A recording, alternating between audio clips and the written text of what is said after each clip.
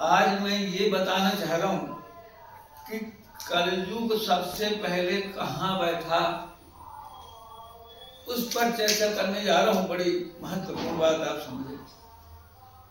आप सभी जानते हैं, पहले सतयुग आया, फिर त्रेता, फिर द्वापर।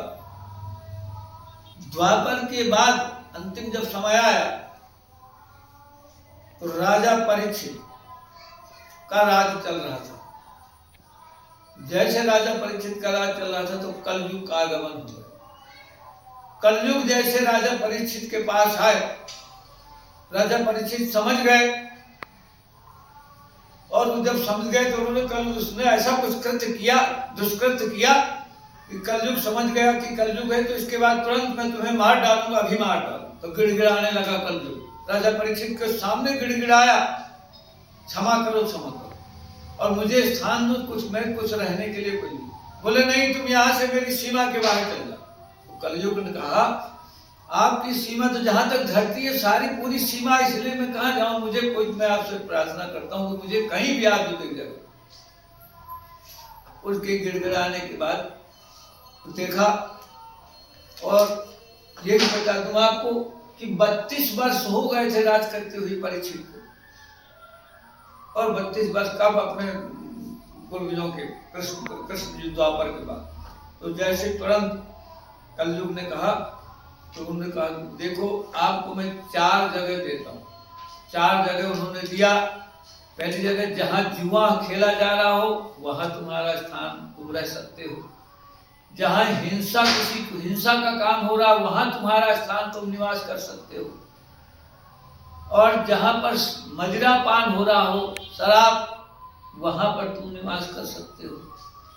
और चौथी बात, जहां वैश्यावृत्ति का काम हो रहा हो वहां रह सकते हो। ये 4 जगह। फिर गिड़गिड़ाया कलयुग कि आपने सारे जो काम जो दिए वो सब जगह दिए, तो सब गलत जगह दिए, खराब जगह मेरे रहने को दिए। कोई एक आज कोई अच्छी जगह भी तो दे दे। निवेदन किया प्रार्थना। तो फिर प्रार्थना को स्वीकार करते हुए और फिर राजा परीक्षित ने ठीक है कहा कि मैं तुमको स्वर्ण सोना में रहने के लिए दे रहा हूं, लेकिन कौन सा सोना, जो गलत कमाई का हो, चोरी चपाटी का हो, ईमानदारी का जो सोना नहीं होगा, उस सोने में तुम रहो। और ये राजा परीक्षित भूल गए। मुकुट पहने हुए थे सोने का, और वो मुकुट कहाँ का, किसका था? जरासंध जो दुष्ट था, तो जरासंध का मुकुट था, और वो मुकुट खुद पहने हुए थे, और वो उनका था नहीं। तो इसलिए उसको मौका मिल गया, तुरंत उनके पहले उस तुरंत जहाँ कहा तो उनके मुकुट में बैठ गए। सोने का मुकुट था, उनके मुकुट में बैठ गए, और जब मुकुट में बैठ गया तुरंत बुद्धि का काम फेरना शुरू कर। अर्थात जैसे जैसे मुकुट में बैठा तो तुरंत राजा शिकार करने के लिए उसी दिन गया, जा रहा था जंगल में, प्यास लगी, अब वहां तो बैठे ही राजा परीक्षित। तो जैसे ही बढ़ा तुरंत सामने आ गया तुरंत, और समीक ऋषि बैठे हुए थे, वहीं अपना प्रभाव जमाना शुरू कर दिया। समीक ऋषि जो है ना, तो वहां तपस्या में लीन थे, उनसे पानी मांग रहे, वो काय को तो लीन थे। तो जब नहीं सुना उन्हें तो तुरंत उनकी कलयुग का प्रभाव अपना दिखा रहा था, तो तुरंत उनके गले के सर्प की माला डाल दिया समीक ऋषि। तो ये इतना, फिर उसके लड़का को जैसे पता लगा जाएगा तो बड़ा श्राप दे दिया कि तुम 7 दिन में तुम्हारी मृत्यु हो जाए। ये कलयुग का प्रभाव।